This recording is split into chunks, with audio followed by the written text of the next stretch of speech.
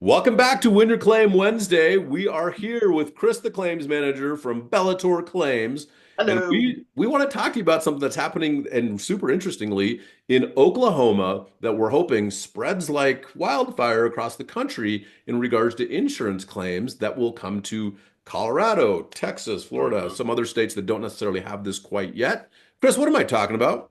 You're talking about something great, but first off, let's just go back and say spread like wildfire. No pun intended, because we don't want the wildfires to spread. That's So, right. anyways, That's but right. hopefully this thing I spreads like appreciate that. crazy, and this is amazing news. So, we Yeah. come across a lot of things, and insurance companies they will do everything to either delay, diminish, deny. And so, one of the things that they do is like if it's a code upgrade, they'll reach out to the local jurisdiction, and they frankly ask that person in the building department if are you guys enforcing this? And if they Yeah. say no, And the insurance and company's like, all right, cool. right. And so the code requirement is a requirement of the code. And Mm-hmm. if they're not enforcing it, it's just like, oh, okay, so I can go 90 and a 50 because the cops aren't enforcing it. No. Yeah, If you're driving 90 and a 50, that is super dangerous. If you're going 55 and a 50, nobody gives a crap. But if you're going yeah, 90 and a 50, it is super dangerous. Like if you do that in front of my kids, you better watch your ass, right? Because yeah, I'll absolutely. enforce the law. But ultimately, the question is just because somebody's not sitting there watching you and they don't enforce it, is it legal? No, absolutely not. But a lot of Absolutely. jurisdictions will say, well, that's a code requirement, but we don't enforce that code requirement. So Yeah, nobody has to pay it. What? Why the yeah, hell is it a code requirement then in your jurisdiction?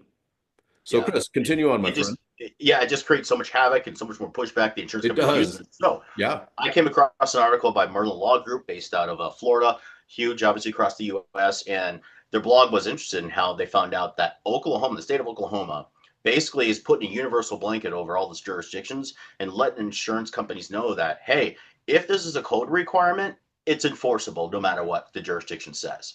Right. So that is huge, huge news because it just gets rid of all the misinterpretations, Right. confusion, Is it whatever. enforced? Is it not? Yeah. Who's enforcing it? Are you sure on this Yes. one it's enforced, but on that one it's not? Like we've run into that in We a have. shopping mall in Colorado Springs. That the jurisdiction's like, well, we're not so sure, and then the insurance Mhm. company tried to rely on that. Well, they're not going to enforce it. Why do we have to pay for it?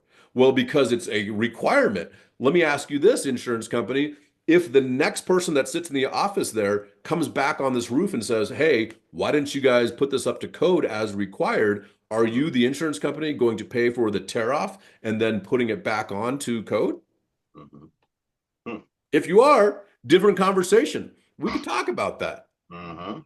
right? But just Absolutely. because you don't want to pay for it, insurance company, and the lazy person that's sitting behind the desk is like, oh, we're not going to enforce it, that doesn't mean that you don't have to pay for it. It's a Mhm. requirement.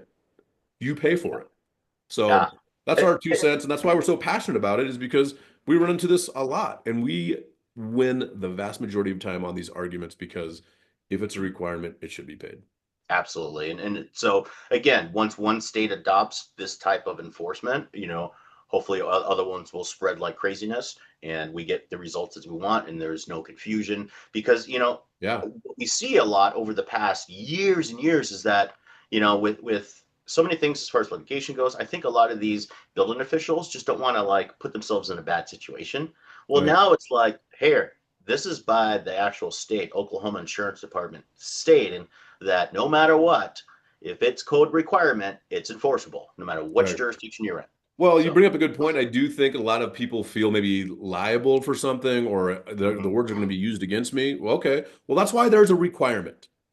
mhm, If the code is required, it is written why it is required, when it is required, and how it must be applied mhm, to the loss or the reconstruction or the first time construction. There is a code in writing that encapsulates all that. So, what's the best mhm, way to reduce your liability? You just say, what is the code that's on the books? When does it apply? How is it supposed to be applied? This is mhm. how you do it. That's Simple it. as that.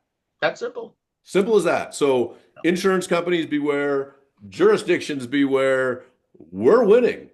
Mhm, So, hey, let us help you win your claim. Visit us at winyourclaim.com or bellatorclaims.com. Let us help you fight the insurance companies and win on your behalf. Do us a favor, give us a like on the video, comment on the video, share this with the world, and Subscribe. subscribe to our channel.